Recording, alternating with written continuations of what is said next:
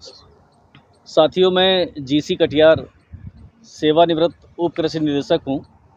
आज मैं झांसी में डॉक्टर विनोद कुमार सचान जी के फार्म पर यहाँ पर उपस्थित हूँ, जो ऑर्गेनिक फार्म के नाम से जाना जाता है। डॉक्टर सचान को आप जानते भी हैं।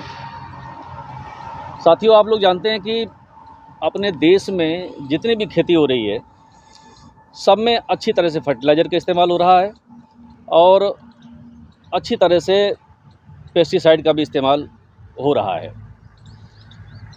स्थिति ये है कि सभी किसान भी महसूस करने लगे हैं, सरकार की नीतियां भी ये कह रही हैं कि हमें धीरे धीरे प्राकृतिक खेती की तरफ लौटना होगा।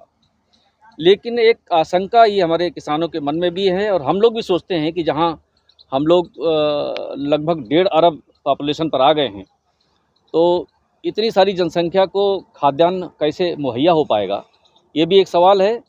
और प्राकृतिक खेती की तरफ लौटने में हमारे किसान भाइयों को भी बड़ी आशंकाएं हैं कि प्राकृतिक खेती करेंगे, खादों का इस्तेमाल कम करेंगे और पेस्टिसाइड का इस्तेमाल नहीं करेंगे तो क्या उत्पादन हो भी पाएगा या नहीं हो पाएगा।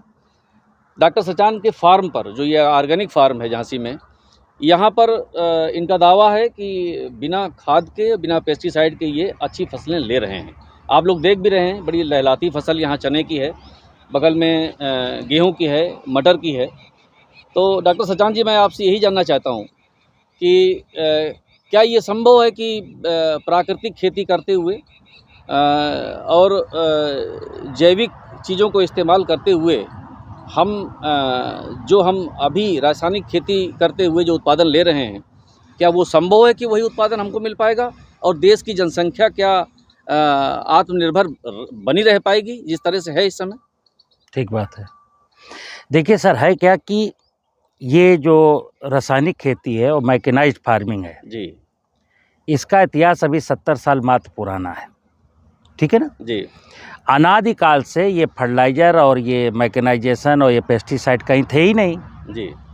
और इतिहास जब उठाएंगे तो कई बार महाभारत में और कई बार ऐसा इतिहास मिलता है कि आबादी जो है आज जितनी है, ऐसा नहीं है कि पहली बार आबादी इतनी है। कई बार ऐसे उतार चढ़ाव आते रहे कि आबादी बहुत भयंकर रही और तब लोगों की खुराक भी बहुत हुआ करती थी, बहुत ताकतवर लोग होते थे। इतिहास में पढ़ेंगे तो बोले 14 हाथियों का बल था, बिल्कुल, है बिल्कुल। और हमने बचपन काल में देखा है, मेरे गांव में जो रस्सी होती कुएं की पानी भरने वाली, उसको लोग ऐसे करके तोड़ देते थे। तो बहादुर तो लोग थे, खाना बढ़िया खाते थे, पौष्टिक खाना था। चलिए, ये खेती में दखल दिया इन्होंने, कृषि की नीतियां अपने हिसाब से बनाई कि ऐसा करना है, वो ये वैरायटी, मतलब काफ़ी कुछ सुधार ये अंग्रेज़ लोग कर गए। उसी का परिणाम हुआ कि आगे चलकर जब हम आज़ाद हुए तो आबादी हालांकि कम थी और टैक्स का उनका ऐसा धंधा था कि उसमें किसान अपनी ज़रूरत भर को खेती करने लगा। जैसे जब सब जानते हैं बुलक ड्रिविंग फार्मिंग थी, बैल से खेती होती थी। पानी तो ज़मीन में हमने देखा है अपने बचपन काल में कि मेरे यहाँ चना, मटर, मसूर, अलसी और सरसों होती थी। बरसात की नमी में क्रॉप बो दी जाती थी, पानी तो था ही नहीं। बरसात की संचित नमी में हम चना, मटर, मसूर, तिलहनी फसलें बो देते थे और बिना पानी के काट लेते थे। हाँ, बीच में कहीं विंटर में कोई वो माउट हो गई, मिड सीजन की बरसात हो गई तो उससे फसल थोड़ी मजबूत हो जाती थी, पैदावार बढ़ जाती थी। आज की तारीख में सर, ये मिट्टी जो है ना, दरअसल इस 70-60 सालों में जो मैकेनाइज्ड और रासायनिक खेती हुई, दुख इस बात का है कि ये यूरिया डीएपी किसान के हाथ लग गया और नो डाउट यूरिया डालता है, फसल लहला उठती है। तो यूरिया डीएपी से खेती करने की आदत पड़ गई तो वो अपने पशुपालन भी वीक हो गया, गोबर भी उसका लावारिस पड़ा है, फसलों के रेजिड्यू को आग लगा देता है, फेंक देता है। हाँ, विकल्प मिल गया। ये कंटिन्यूअस 40, 50, 60 साल जब हमने ज़मीन में हरी खाद, गोबर की खाद, ऐसा कुछ नहीं किया। दूसरा, 2-2 फसल लेने लगे। खरीफ में धरती माता अपना श्रृंगार करती, खरीफ में देखिएगा कितने वीड्स उगते हैं और धरती बिल्कुल हरी भरी हो जाती है, यानी कमर के बराबर तक खरपतवार हो जाते हैं। ये धरती अपना मेंटेनेंस के लिए उगाती थी, इसको वीड्स को कोई नहीं बोया आज तक। ये धरती हम सलामत रहें इसके लिए धरती माँ लड़ती है, संघर्ष करती है, लेकिन टेक्नोलॉजीज ने कहा कि ये वीड्स हैं, हटाओ इनको, मारो इनको, ट्रैक्टर ले जाओ, जोत दो। हम वीड्स को उगने नहीं देते। फिर रबी में जब उग जाते हैं तो वीडीसाइड से मार देते हैं। तो बेसिक आपने जो कहा, आज की तारीख में अगर प्राकृतिक खेती तो हमें देखो करनी पड़ेगी। अगर नहीं करेंगे तो चलिए 300 मिलियन टन से ज़्यादा मेरा खाद्यान्न हो गया आज। धरती की फर्टिलिटी का मतलब उसमें ह्यूमस की मात्रा 1% से अधिक होनी चाहिए, बिल्कुल, लेकिन आज 0.3% रह गई। भूगर्भ जल हमारा 30, 40, 50 फुट पर होना चाहिए, जो 150, 200 फुट पर खिसक के चला गया। फॉरेस्ट एरिया मेरा 25-30% मिनिमम होना चाहिए। अब किसी खेत की मेड़ पर पेड़ नहीं है, तो ना खेत की मेड़ पर पेड़ है, ना जमीन के नीचे पानी है, और गांव के जलाशय भी लोगों ने कब्जा कर करके मकान बना लिए, सब खत्म है अब। ठीक है ना? तो आप देखिए कि ना जलाशय है, ना जंगल है, ना चिड़िया है, ना मधुमक्खी है, ना तितली है, ना सॉइल में ऑर्गेनिक कार्बन है, ना नीचे पानी है। तो ऐसी दशा में जब कोई कहता प्राकृतिक खेती करिए और रसायन बंद करिए, तो नो डाउट किसान को समझ में भी नहीं आ रही बात, और ये आधी अधूरी बात है।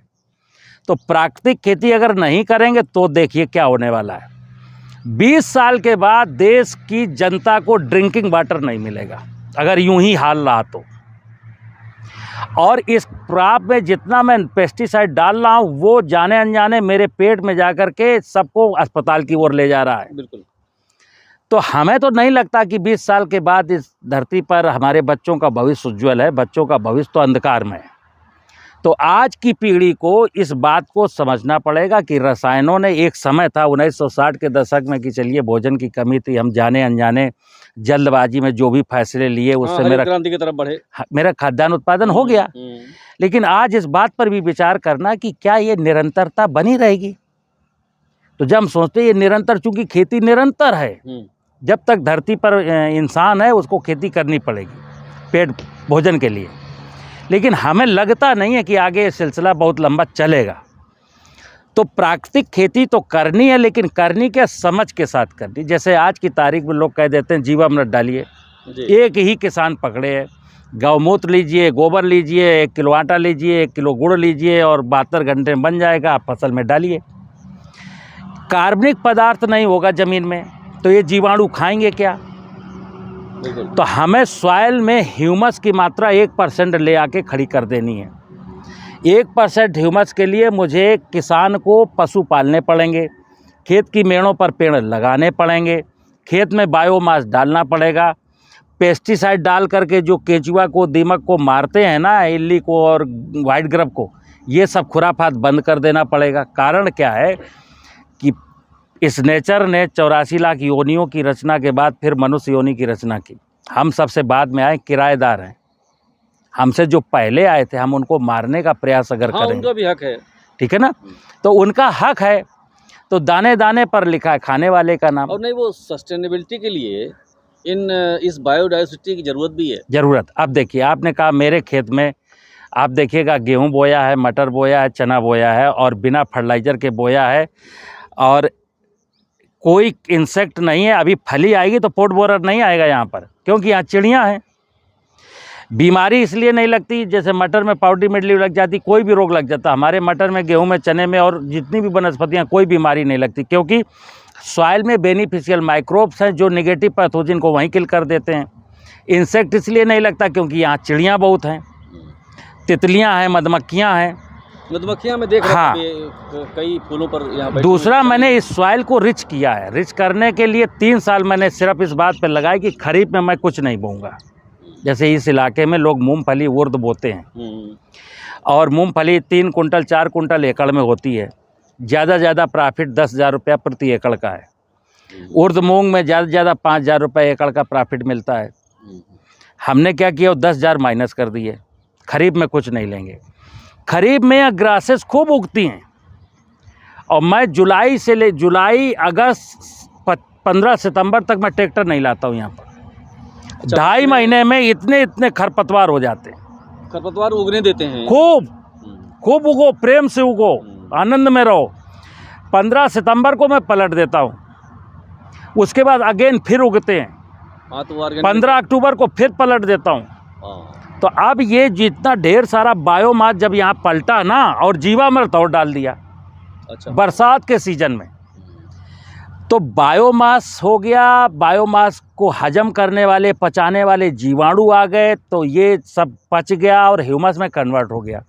अब मेरी फसल को नाइट्रोजन की, फास्फेट की ज़रूरत नहीं है। और फास्फेट की एक कहानी और बता दूं, हमारे देश में इतना फास्फेट मैं डाल चुका हूं, वैज्ञानिक कहते हैं कि जो हम फास्फेट डालते हैं उसकी 30, 25, 24% मात्रा केवल क्रॉप यूज करती है। अगेन जो 75% है वो फिर रॉक फास्फेट में कन्वर्ट हो जाता है, नहीं अनसॉल्युबल फॉर्म, हाँ इनसॉल्युबल हो जाती है। तो हमारे देश की ज़मीनों में इतना फास्फेट है कि अगर हम 25 साल तक फास्फेट ना डालें, हाँ अगर वो अवेलेबल रहे तो अवेलेबल कौन कराएगा? दो ही चीज़ें अवेलेबल कराएंगे, या तो आप उस पर जिप्सम डालिए, तो वो जिप्सम में सल्फर होता है, तो सल्फ्यूरिक एसिड बना करके वो फास्फेट घुलनशील आएगा, या फिर बेनिफिशियल माइक्रोब्स अगर होंगे जी, तो वो फास्फेट को जो है सोल्यूबल बनाएंगे। बिल्कुल। तो सिंपल फास्फेट तो हमें देनी ही नहीं है। और मैं क्या कहता हूँ एग्जैक्ट, जैसे वो मेरा गेहूँ है, गेहूँ में मैं हाफ यूरिया देता हूँ, अच्छा, क्योंकि अभी मेरी ज़मीन में ह्यूमस की मात्रा 0.5 आई है। अच्छा, जब मैंने ये खेत खरीदा तो 0.2 थी, ठीक है ना। तो गेहूं की फसल को चूंकि नाइट्रोजन चाहिए वेजिटेटिव ग्रोथ के लिए, और नाइट्रोजन ज़मीन तो उपलब्ध करा नहीं पा रही जितनी चाहिए, तो इसलिए नाइट्रोजन की हल्की सी टॉप ड्रेसिंग करता हूं गेहूं में, क्योंकि चने को, मटर को उतनी नाइट्रोजन नहीं चाहिए, इसलिए यहाँ मैं डीएपी नहीं देता हूँ। उसी ज़मीन में जितना ह्यूमस 0.5 हुआ है उसी से प्रतिपूर्ति हो जाती है। तो प्राकृतिक खेती में केवल किसान को ज़मीन की हेल्थ सुधारने का कॉन्सेप्ट सबसे पहला है, और ये धीरे धीरे होगा। जैसे सॉइल में आज 0.3% ऑर्गेनिक कार्बन है, हमें एक रोड मैप बनाना है कि अगले साल इसको 0.4 कर देना है, फिर अगले साल 0.5 कर देना है, फिर 0.6 कर देना है। जैसे जैसे ऑर्गेनिक कार्बन बढ़ेगा वैसे वैसे फर्टिलाइज़र की डिमांड कम होगी, वैसे वैसे बीमारी नहीं लगेगी, और अगर किसान ने खेत की मेड़ों पर पेड़ लगा लिए तो दावे के साथ कोई इंसेक्ट भी नहीं लगेगा। ये खर्चा बच गया फर्टिलाइज़र का, फंजीसाइड का और इंसेक्टिसाइड का। अब बात रही बीड्स की, किसान हमसे भी पूछते हैं किसान साहब वो बातें सब ठीक है लेकिन खरपतवार का क्या करें? तो देखिए, पहले जब मैं बचपन की गांव की बात बताता हूं, तो ये चना, मटर, गेहूं सब बोते थे। पहले भी किसान, जौ, पशु रहते थे घर में, तो जब चने में, मटर में खूब वीड्स होते थे तो घर के सारे मेंबर जाते थे और चारे के लिए। देखिए आप, कृषि का एक चक्र था कितना खूबसूरत। तो वो खरपतवार उखाड़ के लाए और 20 दिन 25 दिन भैंस का, गाय का चारा बना, उसने गोबर किया, गोबर लौट के खेत में आना है, तो ना वीडीसाइड की जरूरत थी। आज क्या है, जिस किसान ने पशु बेच दिए हैं, पशु है नहीं, अब वो कहता है मेरे खेत में खरपतवार है, मेरे खेत में खरपतवार है, और चूंकि लेबर हो गई महंगी तो एक ही विकल्प है, वीडीसाइड डालो। तो मैं क्या कहता हूँ कि प्राकृतिक खेती को जब नीतियाँ चाहेंगी, जैसे आज की तारीख में एक किसान जो धान और गेहूं की खेती करता है, तो वो ये मानिए कि 5 बोरी डीएपी और 10 बोरी यूरिया लेता है 1 हेक्टेयर का किसान। और 5 बोरी डीएपी में, चूँकि डीएपी में आप मानिए कि करीब 2400 रुपया पर कट्टा की सब्सिडी है, बहुत भारी, और यूरिया में भी करीब 1800 रुपये प्रति बैग की सब्सिडी है। तो 35,000 रुपये की सब्सिडी 1 हेक्टेयर के धान गेहूं के किसान को सरकार देती है। बिल्कुल। अब एक किसान ने सोचा कि चलो मैं प्राकृतिक खेती करता हूँ, तो वो तो बेचारा गाय पाल रहा है, भैंस पाल रहा है, गोबर बटोर रहा है, और वो यूरिया डीएपी नहीं ले रहा, तो सरकार के उससे 30-35 हज़ार बचाए है ना। हाँ, सरकार का ही बर्डन है। तो सरकार उसको क्या देती है? अगर उसका उत्पादन में 5%, 10%, 20% का लॉस हो रहा हो, और सरकार जो सब्सिडी दे रही थी, मैं कहता हूँ उनको तो 35,000 दे दिए, इनको तुम 20,000 रिम्बर्स करो, तब किसान आगे आएगा। तो बाई हार्ट क्या है, बाई हार्ट न नीतियाँ चाहती हैं, न ब्यूरोक्रेट चाहते हैं, और न टेक्नोक्रेट चाहते हैं, क्योंकि सबके अपने अपने धंधे हैं। उस धंधों के चक्कर में ये किसान परेशान है और ये हो रहा है। डॉक्टर सचान, एक चीज़ मैं जो आपसे पूछना चाह रहा था, किसानों के भी यहाँ पर भी, कि उनको ये आशंका है कि अगर हम पूरी तरह से प्राकृतिक खेती पे आ जाएंगे तो क्या हमारा उत्पादन शुरू से ही रहेगा पिछला जैसा, या देखो, घटेगा, और घटेगा तो वो फिर अपने खर्चे कैसे मीट आउट करेगा? मैंने बोला कि किसान भाई अगर प्राकृतिक खेती, जैसे प्राकृतिक खेती में आज जीवामृत किसान बना रहे हैं जी। और आपने देखा होगा कि बहुत सारे लोग जीवामृत में, वही मैंने बोला कि गाय का मूत्र और गाय का गोबर, जो जीवाणु हमारी ज़मीन से नष्ट हुए हैं पेस्टिसाइड डाल करके, जो जीवाणु जितने प्रकार के नष्ट हुए हैं, आई डोंट नो कितने प्रकार के थे और नष्ट हुए, वो आज कहाँ मिलेंगे? वो गाय के गोबर में तो नहीं हो सकते, नहीं, वो जंगलों में मिलेंगे जहां हमने पेस्टिसाइड नहीं डाले, पेस्टिसाइड का प्रयोग नहीं हुआ है। क्योंकि किसी गाय के या भैंस के या ह्यूमन के स्टोमक में जो जीवाणु हैं वो पाचन की क्रिया को इन्हेंस करने वाले हैं, और वही मल में गोबर में निकल के आ गए। बिल्कुल। अब इनका बाहर गाय के गोबर में जो जीवाणु हैं, अभी आज जो किया है उसने, वो जीवाणु सॉइल में नो वर्किंग, उनकी कोई वर्किंग नहीं है, वहाँ लाभदायक नहीं है ना। लेकिन अब वो गाय का गोबर और गोमूत्र डाल के 72 घंटे जीवामृत बनवा रहे हैं। तो एक तो ये जो मैं कहता हूँ, जंगल की मिट्टी ला करके जीवामृत बनाइए, उसको भोजन बहुत देना पड़ेगा और समय भी 2-2.5 महीना लगेगा तब वो बनेगा, तो मैं तो वो यूज करता हूँ। दूसरा जो आपने कहा उत्पादन घटेगा, तो मैंने कहा दलहनी तिलहनी फसलों में अगर कायदे का जीवामृत बना के डाल दिया है तो दलहनी तिलहनी का तो उत्पादन गिर नहीं रहा। मेरा तजुर्बा 9 साल का है। गेहूं के बारे में खुल्लम खुल्ला कहता हूँ, डीएपी तो बहुत डंप है खेत में, तो डीएपी तो मैंने दी नहीं। यूरिया चूंकि वेजिटेटिव ग्रोथ चाहिए हमको, इसलिए हमको यूरिया देनी पड़ेगी। तो मैं प्रारंभ काल से ये नहीं कहता हूँ फर्स्ट ईयर में किसान धीरे करके कम करने के बिल्कुल। जीवामृत अगर सही बन गया, सर मैंने बोला डीएपी बहुत है, जीवामृत सही बन गया तो डीएपी तो भूल जाओ, नेवर देनी ही नहीं है, मैं गारंटी लेता हूँ। लेकिन हाँ, गन्ना है, कपास है, धान है, गेहूँ है, ये जो फसलें हैं इनकी चूंकि बहुत हाइट है, वेजिटेटिव ग्रोथ के लिए नाइट्रोजन तो चाहिए, वहाँ पर नाइट्रोजन तो हमें अभी धीरे धीरे देते रहना है। कब तक? जब तक आपकी सॉइल में ह्यूमस की मात्रा 0.8 0.9 तक ना पहुँच जाए, तब तक आपको देते रहना है। धीरे धीरे बंद करना है नाइट्रोजन। डीएपी पहले साल से ही बंद हो जाएगी, कोई दिक्कत नहीं है, मेरा तो तजुर्बा है, कोई घाटा नहीं है। सचिन जी, मेरा ये तजुर्बा जो रहा है, पहले जीवामृत वगैरह हम लोगों ने भी किसानों के यहाँ बनवाया, तो ये जो जंगल की जो मिट्टी की आप बात कर रहे हो ना, इसकी क्वालिटी पर बहुत ज़्यादा मुझे लगता है कि ज़रूरत है इसको समझने की, कहाँ से हम मिट्टी ले रहे हैं। यह सबसे जीवामृत में जो सबसे इम्पोर्टेंट विषय है वो ये है कि आप श्योर हो, जहाँ से मिट्टी लाए हो आप श्योर हो कि वहाँ माइक्रोब्स होंगे। यदि वहाँ माइक्रोब श्योर हो तो दावे के साथ कहता हूँ जीवामृत काम करेगा। और अगर ऐसे ही कहीं जंगल से उठा लाए, ऊपर से सूखी मिट्टी, वहाँ बैक्टीरिया थे ही नहीं, अब आप ड्रम में डाल करके गोबर आटा और चीनी डाल करके कुछ खुराफात कर रहे हो, तो बैक्टीरिया जब थे ही नहीं तो वो तो एरोबिक बैक्टीरिया जो होंगे ना, कुछ जो हवा में रहते हैं, वो आकर के कुछ ग्रोथ किए, बट वो सॉइल के लिए प्रॉफिटेबल नहीं है।